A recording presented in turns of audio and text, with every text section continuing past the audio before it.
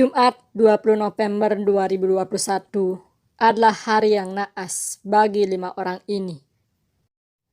Mereka adalah Sari 45 tahun, Ikrom 48 tahun, Endang 48 tahun, Henry Jaya 33 tahun, dan Erni 35 tahun. Mereka menjadi korban pembunuhan oleh seorang lelaki bernama Otori Effendi, 32 tahun. Kejadian tersebut terjadi di Kampung 1, Desa Bunglai, Kecamatan Peninjauan, Kabupaten Ogan Komering Ulu atau Oku, Sumatera Selatan. Awalnya diduga Otori Effendi menderita gangguan jiwa. Namun ternyata muncul fakta mengejutkan bahwa ia tidak mengalami gangguan kejiwaan alias sehat. Aksi sadis dilakukan oleh Otori sekitar pukul 16.30 waktu Indonesia Barat. Bagaimanakah kronologinya? Sore itu, Otori keluar dari rumahnya dengan menggunakan sepeda motor. Ia mengendarai sepeda motor Honda CBR warna hitam bernomor polisi B6566 VMU.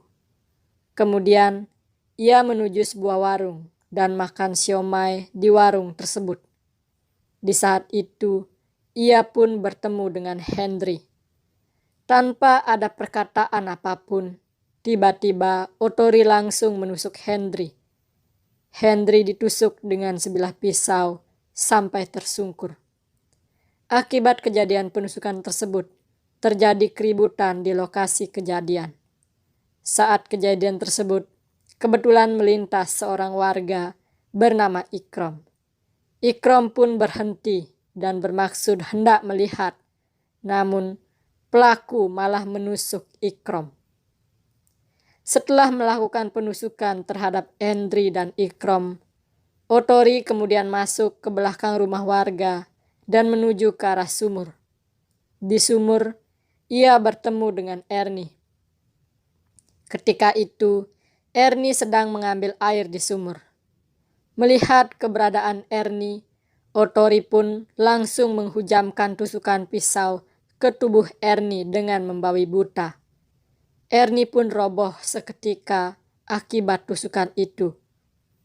Kejadian itu kemudian diketahui oleh suami Erni yang bernama Endang, 40 tahun. Suami dari Erni yang melihat istrinya menjerit kesakitan langsung keluar rumah dan bermaksud hendak menolong. Namun, Endang malah jadi sasaran berikutnya. Otori langsung menusuk Endang dengan pisau tersebut. Karena mendengar keributan di sekitar rumahnya, seorang warga bernama Sari pun langsung keluar rumah. Namun naas bagi Sari, dirinya malah ikut jadi sasaran kebrutalan Otori.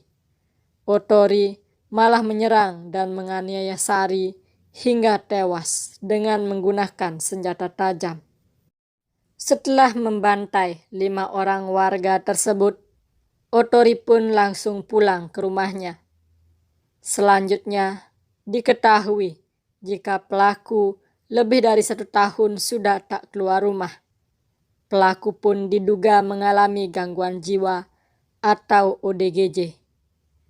Sebelum membunuh 5 orang tersebut, sehari sebelumnya pada 25 November 2021, sekitar pukul 21 waktu Indonesia Barat, Otori Effendi sempat juga keluar rumah dan melakukan pemukulan kepada Suharman bin Ibnu Hajar, 53 tahun, seorang buruh asal Kota Bumi, Provinsi Lampung, yang tinggal di Kampung 3, Desa Bunglai, Kecamatan Peninjauan, Kabupaten Oku.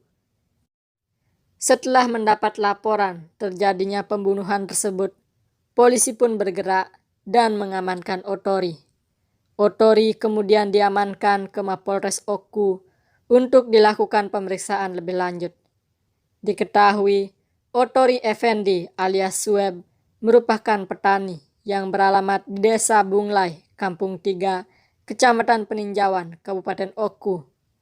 Adapun korban Sari binti Sarifuddin, tewas dengan kondisi luka tusuk di sekujur tubuhnya.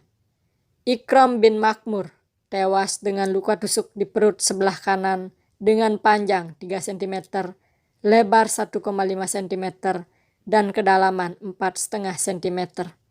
Endang bin Munsakir, 40 tahun, tewas dengan luka tusuk rahang bawah kanan, luka di bagian dada, bagian lengan bawah, dan luka tusuk lutut bawah. Hendri Jaya bin Sarifuddin, tewas dengan luka tusuk perut bagian atas sebelah kiri dengan panjang 7 cm, lebar 3 cm, kedalaman 15 cm. Kemudian, polisi pun melakukan penyelidikan lebih mendalam atas kasus yang terjadi di Kampung 1 Desa Bunglai, Kecamatan Peninjauan, Kabupaten Oku tersebut. Setelah hasil pemeriksaan dari tim Rumah Sakit Jiwa Ernaldi Bahar Palembang keluar, ditemukan fakta mengejutkan jika pelaku, Otori Effendi, sedang tidak mengalami gangguan jiwa. Kemarin kami sudah mendapatkan hasil pemeriksaan kejiwaan pelaku yang dilakukan oleh tim Rumah Sakit Jiwa atau RSJ Ernaldi Bahar di Palembang yang menyatakan saudara Otori Effendi tidak mengalami gangguan kejiwaan. Ungkap Kapolres Oku saat itu, AKBP Danu Agus Purnomo SIK, saat menggelar press release akhir tahun di Mapolres Oku, Kamis 30 Desember 2021. Penjelasan dari tim ahli dan tim kedokteran RSJ Ernaldi Bahar Palembang, pelaku perlu menjalani beberapa tahapan guna mengetahui kondisi kejiwaannya. Kemarin, hasil kesimpulan dari pihak RSJ Ernaldi Bahar Palembang jika saudara Otori Effendi dinyatakan tidak mengalami gangguan kejiwaan. Jelasnya, dengan hasil pemeriksaan tersebut, maka proses hukum terhadap pelaku pun terus berlanjut. Selama proses pemeriksaan tersangka di RSJ Ernaldi Bahar Palembang, pihak penyidik bekerja sama dengan kejaksaan juga melakukan pemeriksaan sehingga proses dapat lebih dipercepat. Selanjutnya, Satuan Reserse Kriminal Satreskrim Polres Ogan Komering Ulu atau Oku menggelar reka ulang atau rekonstruksi kasus pembunuhan 5 orang warga tersebut.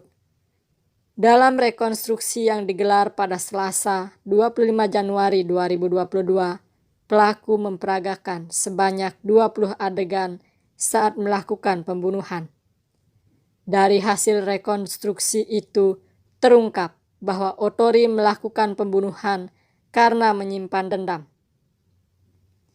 Kasih Humas Polres Oku saat itu, AKP Mardi Nursal, mengatakan penyidik sebelumnya sempat melakukan tes kejiwaan terhadap Otori usai kejadian itu berlangsung.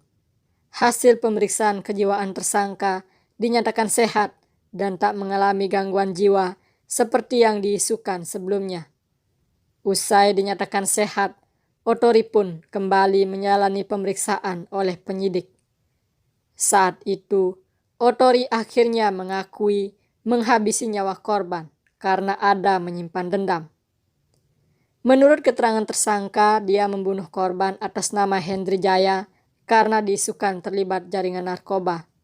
Kemudian, untuk korban Endang, menurutnya korban pernah mengambil kartu kredit milik tersangka sehingga ia menjadi sakit hati, kata Mardi. Mardi mengungkapkan rekonstruksi itu digelar di halaman Polres Oku. Mereka terpaksa melakukan reka ulang di sana karena di lokasi kejadian semula dikhawatirkan dapat menimbulkan kericuhan dari keluarga para korban. Meski dilakukan di luar TKP, rekonstruksi tersebut dapat berjalan hingga selesai. Adapun barang bukti yang diamankan dari pelaku berupa 1 buah sarung sajam, 1 helai baju dan celana jeans milik pelaku, 1 unit sepeda motor, dan 1 buah batang kayu, termasuk rekaman CCTV yang diperoleh dari salah satu rumah warga yang tinggal di dekat lokasi kejadian. Atas perbuatannya tersebut, Otori pun terancam dikenai pasal 340 KUHP tentang pembunuhan berencana dengan ancaman hukuman mati.